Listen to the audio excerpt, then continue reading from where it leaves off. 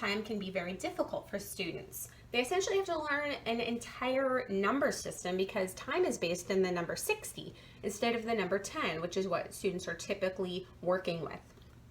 So this is a Judy clock, and the thing that makes Judy clocks unique as a resource is the gear mechanism that they have inside. So this causes the hour hand to move as the minute hand moves, and especially as the minute hand passes 12. This is an important feature because it helps solidify the concept of elapsed time and crossing the hour for students. So watching this hour hand move as the minute hand moves can solidify the concept that the hour hand moves continuously from one number to the next, which can help students determine the hour. So here I have 4:30. That minute hand is, the hour hand is in between the 4 and the 5. So sometimes students might say, well, I can't remember what hour it is because it's in between.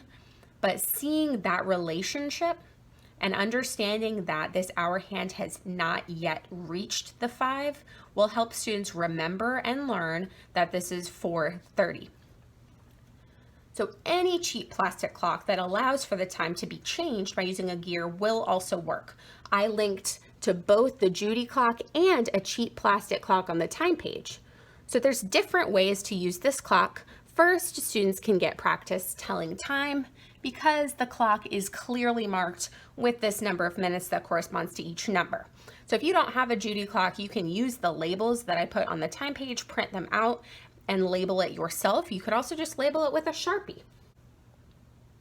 So clocks can also be used to help students as they find elapsed time, which is a very difficult concept for many students. So let's do an example. So it's 4:30 when you left the party and it took you 45 minutes to get home. So what time was it when you arrived at home? So we're starting here at 4:30, and I'm just going to jump forward in multiples of 5 until I reach 45 minutes. So I'm going to just move the minute hand, and that's it. 5, 10, 15, 20, 25, 30, 35, 40, 45. So I stopped at 45, and now I can read the clock, and it is 5:15. All right, so that's one way that students could use this to help them when they're learning elapsed time. Let's do another example. So I'm going to jump forward to 6:45. So let's say you left this party at 6:45 and you got home at 7:15.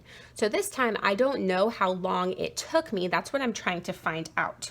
So how long did it take to get home? This time I am also going to jump forward in multiples of 5, but I don't know how many jumps I will do. I just know that I have to stop at 7:15. So let's do that.